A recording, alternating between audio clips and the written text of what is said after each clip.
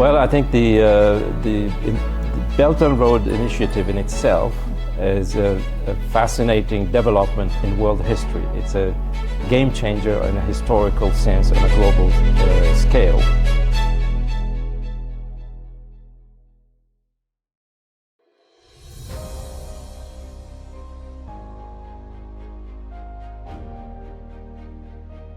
Hello, sir. Welcome to Xinjiang. Is this your first time in Xinjiang? Yes, it's my first visit to Xinjiang, and I'm happy that I did that.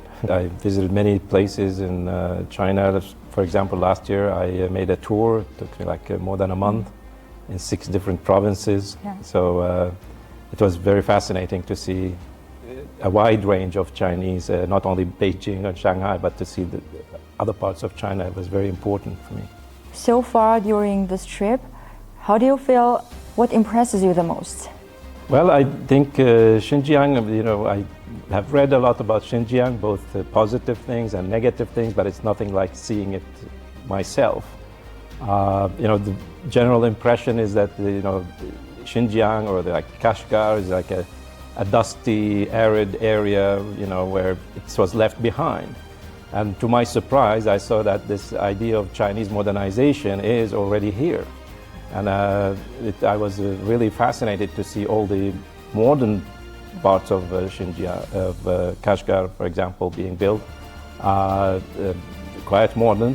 But also, what impressed me is that you preserve the traditional styles, the traditional way of living, and the architecture and many things, especially in the old town, which was really, really a shock for me in a positive sense. So my impressions of Xinjiang were somehow not really what I experience myself now. What do you think of the cultural advantages or characteristics of Xinjiang? Well, I think it adds much more color to the whole beautiful harmony of China's culture, because China is not uniform, it's so diverse. But Xinjiang adds another dimension, because it's an extension to the West, it's an extension to other cultures. For example, Xinjiang's relationship to Central Asia, to the West, to the Islamic world, with all its characteristics, religion, culture, language.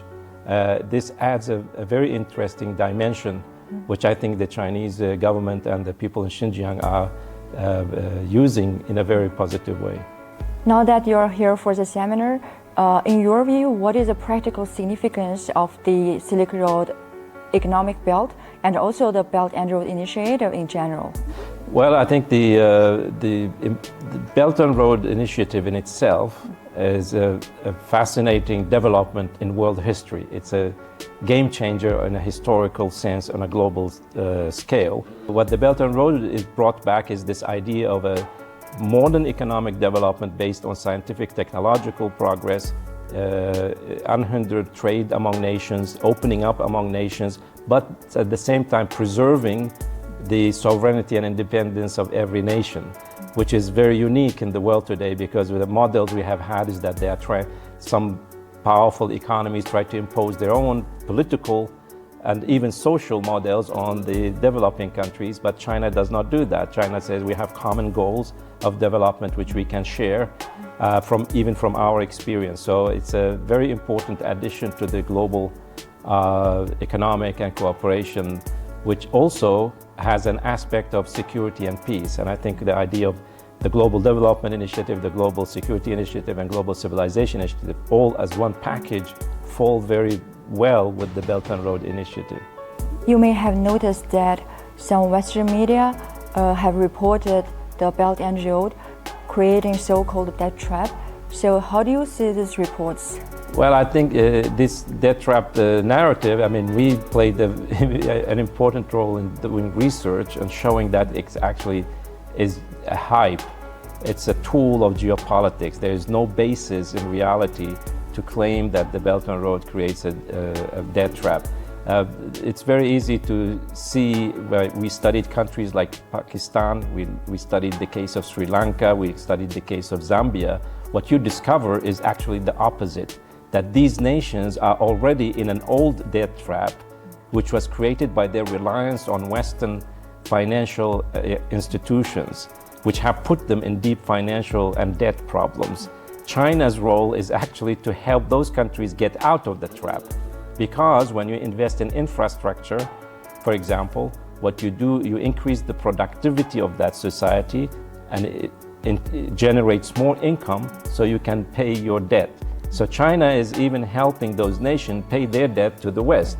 So the whole debt trap narrative is completely baseless, and the Chinese model of loaning at low interest rate long-term for infrastructure, this is a perfect method for economic development and eliminating poverty and backwardness. What are Xinjiang's contribution in jointly implementing the Belt and Road Initiative? In the ancient Silk Road, Xinjiang was a very important gateway to the West, and there were many important cultural goods which were transported along the Silk Road. The Silk Road was not only about silk.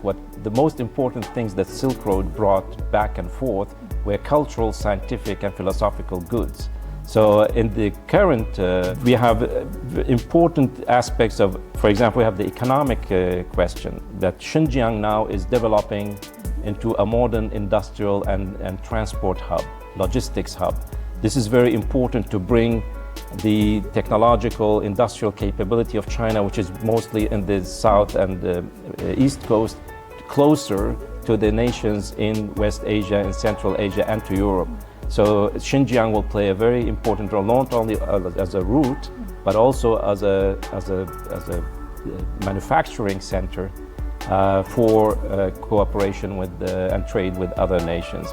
Xinjiang will play an important role into the integration of the infrastructure networks with other countries. I mean, we have, like, for example, the China-Pakistan Economic Corridor is a very, very important aspect of that, and it should be promoted more. One important thing which Xinjiang can show is actually the fight against terrorism and extremism, which is a big problem in all Eurasia right now, has been traditionally, but because the model which was achieved in Xinjiang by putting economic and social development as an integral part of the idea of security, when it has succeeded so well, that this could be also a way to bring that idea to other nations. So the model which Xinjiang represents is very important for the nations like in Afghanistan and Pakistan and Central Asia. We have Iraq. Even Iraq is, we still have many issues. I come from Iraq originally. So I think the Xinjiang plays multiple roles in the Belt and Road Initiative. What other places in Xinjiang would you like to go and visit? Well, I think Xinjiang is so big, it's very, very important. I would like to see other smaller areas, areas of more historical or diverse ethnic aspects. Today we had a fantastic view. Also yesterday we visited the Islamic Study Center in Urumqi, but today we visited the Atkar mosque and the old city, and we learned a lot about how this whole thing was renovated. So we got a lot of cultural goods. But also I'm interested in, for example, the questions of water management systems, how the whole water system in Xinjiang works, how the agriculture works. So I would be happy to see rural areas too, not only the cities themselves.